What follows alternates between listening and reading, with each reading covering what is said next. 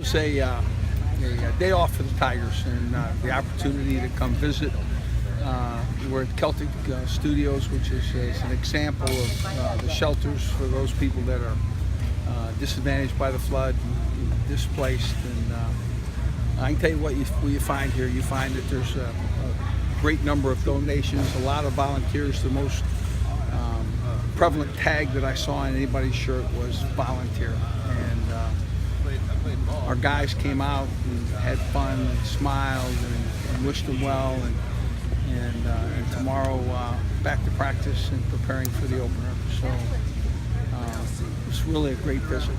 You get to see a lot of people that, frankly, look at these days as a step that they have to get by. So it was fun being a part. Les, how difficult is that? You mentioned back to football tomorrow, and now you're here. How difficult is the balance for you in getting your players to kind of balance that in their life? The school starts very quickly, and we're we'll not miss practice days from this point forward. So it kind of keeps them grounded and preparing. So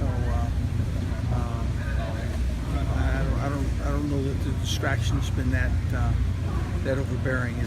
But it's so prevalent in the media, it's so prevalent within the perimeter that we can't help it. Len and I, and when you have some time, want to volunteer.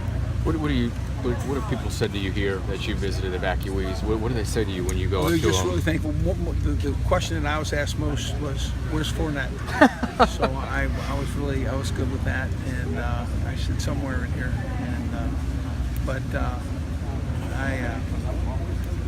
You basically see smiles, and you see people rooting for the Tigers, and you see people that are Louisiana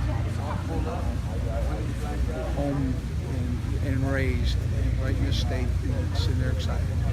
You had to cancel Fan Day this year. This is kind of a scaled-down version almost. For special fans. There was some fans that frankly right now might not have their house and their car and their possessions that everybody else can kind of put their hands on.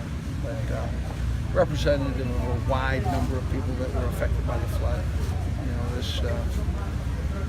They're people that, frankly, are, in time will be out of this, temporary shelter and on into their life, and they'll look at these things that they lost, as long as it was just items, as something that they can, losing a car and losing a house that can be replaced is something that, you can get over.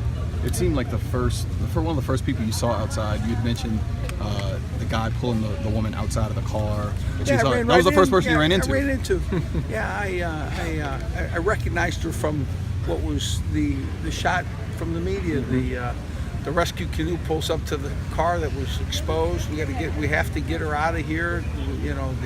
We have to cut through the roof, and the car then slipped under the water, and the hero, the person that was in the rescue canoe, went in the water after and brought her out, her and her dog. I just wow. So and when I walked up, one of the first people I met was her. So Lord, you're very fortunate to be in the position that you're in. I had a gift of travel. I traveled from my house to my job and back without issue every day. So a lot of people don't have that. Did y'all go next door to Stage 6? Yeah. Did you recognize anything in there? You've been in there before, haven't you? Yeah, I don't. These staging operations are all huge warehouse style of buildings, and then they take it down and put it up. No, I recognize nothing. I know that Tom Cruise did some movie here, and we came here and watched Tom Cruise do a couple scenes. That was really kind of our visit. What role does Leonard play in making people feel good and putting smiles on people's faces? He's so recognizable. Well, he was one of the very first to volunteer and say, "Listen, I want to do this." And he's so well known. He got such a great personality.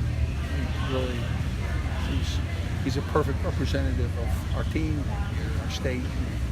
He's certainly a guy that when he reaches out in a time of need, people respond very, very affectionately.